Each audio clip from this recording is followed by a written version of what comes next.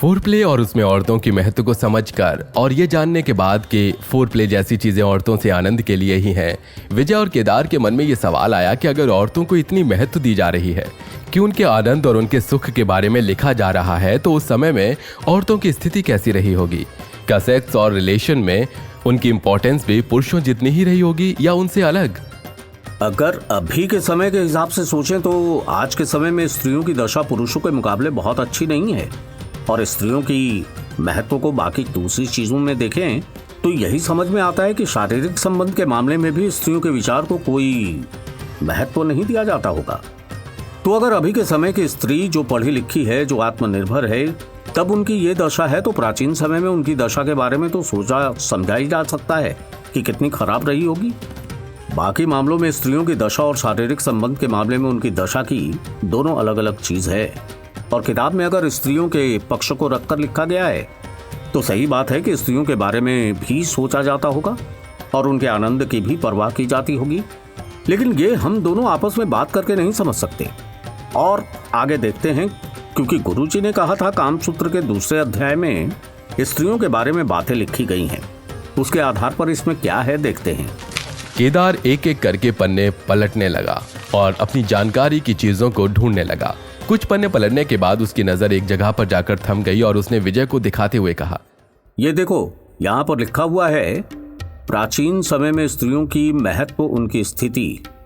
आज स्त्रियां भी खुलकर अपने पार्टनर से अपनी यौन इच्छा के बारे में बात कर सकती हैं, अपनी इच्छा अनुसार सेक्स कर सकती हैं, अपनी पसंद नापसंद के बारे में बता सकती हैं। और तो और पुरुष भी अब महिलाओं की इच्छा का सम्मान करने लगे हैं। आइए डालते हैं एक नजर सेक्स को लेकर वर्तमान समय में स्त्रियों की स्थिति पर। वात्स्यायन की पुस्तक कामसूत्र में स्त्री पुरुष के शारीरिक संबंधों के बारे में विस्तार से और खुलकर लिखा गया है। हालांकि उस युग में स्त्री को एक भोग्या की तरह समझा जाता था। बिस्तर पर उसकी स्थिति एक वस्तु से अधिक कुछ नहीं थी। लेकिन आज का युग और समय दोनों अलग हैं। कामसूत्र के अनुसार पुरुषों को कुंवारी और विवाहित महिलाओं से यौन संबंध बनाने की छूट है, लेकिन यौन संबंध के मामले में स्त्री को कोई अधिकार प्रदान नहीं करता। उस युग में महिलाओं को पुरुषों की संपत्ति समझा जाता था। संपत्तियों का अपना कोई अधिकार नहीं होता, जबकि उन पर संपत्ति मालिकों का पूरा अधिकार होता है। दुख की बात है कि एक स्त्री को संपत्ति की तरह देखा जाता था। और हद तो यह हो गई कि कोई पुरुष किसी के भी साथ संबंध बना सकता था, लेकिन स्त्रियों को कोई अधिकार ही नहीं प्राप्त था। इतना ही नहीं, अभी तो आगे सुनो, पराई महिला या पुरुष के साथ संबंध बनाने को लेकर भी कामसूत्र में बहुत सी चीजें हैं। असल में वात्स्यायन अपनी पूरी किताब में दूसरी महिलाओं के साथ संबंध बनाने के कई तरीके बताते हैं। वो ऐसे सैकड़ों दांव पेंच बताते हैं जिसके द्वारा कोई आदमी किसी और की पत्नी के साथ संबंध बना सकता है। हद हो गई। अगर इतने सारे नियम कानून थे औरतों के लिए, तो फिर इस किताब के अध्याय में स्त्रियों के बारे में इतना कुछ जो लिखा है वो क्या है? हमें उसे पूरा पढ़ना होगा, तभी समझ में आएगा। सिर्फ ये ज्ञान लेने से कि एक अध्याय है स्त्रियों के लिए, इससे कुछ पता नहीं चलेगा।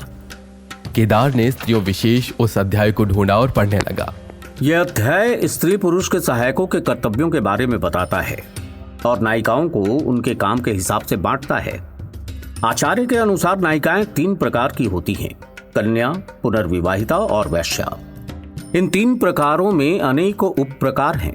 जैसे कि कन्या के 2 प्रकार हैं, पुत्रदा और सुखदा, यानी पुत्र देने वाली और सुख देने वाली।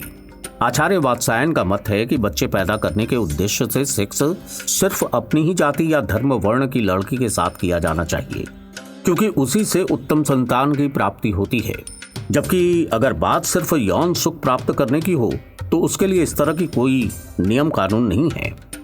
वैश्याओं को सिर्फ भोग विलास की नायकों की श्रेणी में रखा है। सिर्फ शारीरिक संबंध के उपयोग में आने वाली इन नायिका के साथ वात्स्यायन ने न तो इनके साथ सहवास का समर्थन किया है और न ही इसका निषेध किया है। उन्होंने इन्हें असाधारण स्त्री मानते हुए समाज में इनकी उपयोगिता और महत्व को स्वीकार किया है। इन पर वैश्यिक नाम के स्वतंत्र अधिकरण की रचना की है।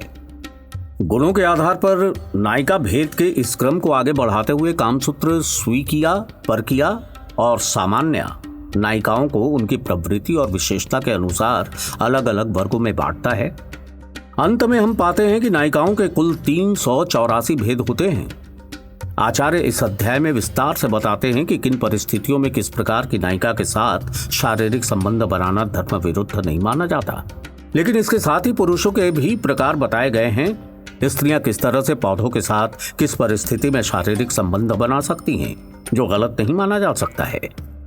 यह अध्याय समाप्त हो चुका था। केदार और विजय समझ नहीं पा रहे थे कि इसको किस तरीके से समझा जाए। क्या ये समझा जाए कि स्त्रियों की स्थिति दयनीय थी, या ये समझा जाए कि स्त्रियों की जितनी भूमिका थी शारीरिक संबंध में और काम क्रिया में, और जैसा कि लिखा था पुरुषों के भी प्रकार थे जिसमें स्त्री शारीरिक संबंध स्थापित कर सकती थी, तो क्या स्त्रियों के आनंद को भी उतना ही महत्व दिया गया था?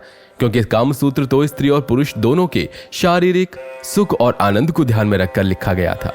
कुल मिलाकर कामसूत्र, जिसमें न सिर्फ स्त्री पुरुष के प्रेम और काम को ध्यान में रखकर कुछ महत्वपूर्ण चीजें बताई थीं, बल्कि एक नई परिभाषा भी कायम की थी समस्त संसार के लिए कि काम और काम क्रिया भी उतना ही महत्वपूर्ण है जितना कि जीवन में बाकी की चीजें। कामसूत्र ने धरोहर के रूप में भी बहुत सारी चीजें दी हैं।